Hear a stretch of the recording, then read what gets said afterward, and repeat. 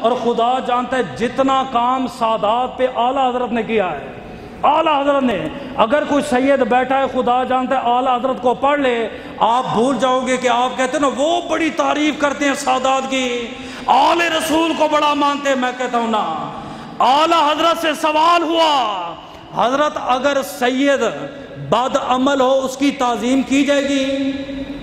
سید ذاتی ہو یا سید زادہ ہو بد عمل، بے نمازی ہو، زاندی ہو، یا کوئی بھی اس میں جرم پایا جاتا ہو، آپ نے بڑا پیارا جواب دیا، فرمایا اگر اس کی عزت کرتے تھے عملوں کی وجہ سے تو پھر نہ کرو عزت، اگر اس کی عزت کرتے تھے خون مصطفیٰ کی وجہ سے، سید جتنا بھی بد عمل ہو جائے اس کی رگوں سے مصطفیٰ کا خون نہیں نکلتا۔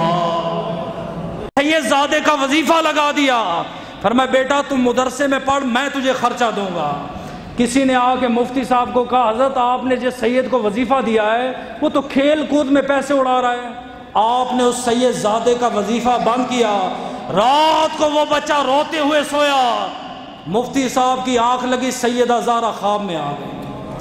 مفتی صاحب کیسے ہو؟ فرمایا الحمدللہ، اے نبی کی لخت جگر، اے نبی کی نور نظر، تیرا آنا مبارک ہو، کیسے اپنی زیارت کروائی ہے؟ فرمایا مفتی صاحب ایک مسئلہ پوچھنا ہے۔ بی بی آپ سب سے بڑی فقیہ ہو، مجھ سے؟ فرمایا آپ سے پوچھنا ہے، کیا مسئلہ ہے؟ فرمایا ایک باپ ہے، دو بیٹے، ایک گناہ گار ہے ایک نیک ہے، وراثت کیسے تقسیم ہوگی؟ فرمایا برابر برابر۔ فرمایا ایک گناہ گار ہے ایک نیک ہے، فرمایا جتنا بھی گناہ گار ہو بیٹا تو اسی باپ کا ہے نا، وراثت برابر برابر ملے گی۔ آپ نے فرمایا مفتی صاحب یہی مسئلہ میں بتانا چاہتی ہوں، سید جتنا بھی گناہ گار ہو لیکن اس کی رگوں میں خون مصطفیٰ جاری رہتا ہے۔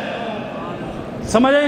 پھر اعلیٰ حضرت سے تیسرا سوال ہوا، اعلیٰ حضرت یہ بتائیں کہ سید زادے کی تعظیم کب نہیں کرنی، یعنی وہ کس سٹیج پہ پہنچ جائے تھے تعظیم چھوڑ دیں؟ آپ نے فرمایا جب وہ کافر ہو جائے تب تعظیم نہیں کرنی، اور ساتھ لکھا سید کافر نہیں ہو سکتا۔ خدا جانتا ہے اتنے مفتیوں نے بحث کی، لاکھوں مفتی ایک پلے میں کھڑے ہو گئے اور میرے اعلیٰ حضرت ایک پلے میں کھڑے ہو گئے۔ آپ نے فرمایا سید کافر نہیں ہو سکتا۔ انہوں نے کہا دلیل؟ فرمایا نبی کی حدیث ہے فاطمہ، اللہ نے تیرے اوپر دوزخ کی، تیرے اور تیری اولاد کے اوپر دوزخ کی آگ حرام کر دی ہے، تے کافر جہنم میں جائے گا، کافر جہنم میں جائے گا، اور جہنم میں وہی جائے گا جو کافر ہوگا۔ فرمایا نبی نے فرمایا میری اولاد پر دوزخ کی آگ حرام ہے، چونکہ آگ کافر پر حرام ہے، قیامت آ سکتی ہے، سید کافر نہیں ہو سکتا۔ ہاں یہ کہ آج کل جو ایکٹنگ والے بنے ہوئے نا، چندے مانگتے ہیں مسجدوں میں آگے، ان سے بھی بچیے گا، میں ان کی بات میں حقیقی سید کی بات کر رہا ہوں، سمجھے؟ اعلیٰ حضرت امام احمد رضا خان بریلوی بریلی شریف سے آ رہے تھے، آپ کی پالکی 4 مزدوروں نے اٹھا لی۔ اس وقت علماء کو اس طرح لوگ عزت دیتے تھے، یہ اندازہ۔ آپ کی پالکی اٹھی، فرمایا پالکی روکو۔ مزدوروں نے کہا حضرت کیا ہوا؟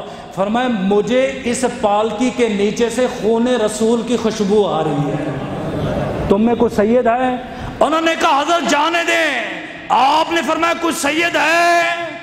ایک مزدور کہنے لگا ہاں میں آل رسول ہوں۔ مجدد اعظم ہو کر فوراً پالکی سے نیچے اترے، اپنی دستار اتار کے اس کے قدموں میں رکھ دی۔ آپ نے فرمایا بیٹا مجھ سے گناہ ہو گیا اور مجھ سے خطا ہو گئی ہے، ایک سید زادہ میری پالکی کو کندھوں پہ اٹھائے۔ آپ نے فرمایا میں اس کا کفارہ ادا کروں گا۔ وہ کہتا رہا حضرت کوئی بات نہیں۔ فرمایا نا، اب تو پالکی میں سوار ہو۔ پالکی میں سوار ہوا، مفسر اعظم کو بلایا گیا، مفتی اعظم ہند کو بلایا گیا، اپنے بیٹے کو بلایا گیا، ایک کندھے پہ خود پالکی رکھی، یوں 4 علماء نے سید کی پالکی اٹھائی۔ فرمایا دنیا کو بتانا چاہتا ہوں کہ یوں رضوی آل رسول کی تعظیم کرتے ہیں۔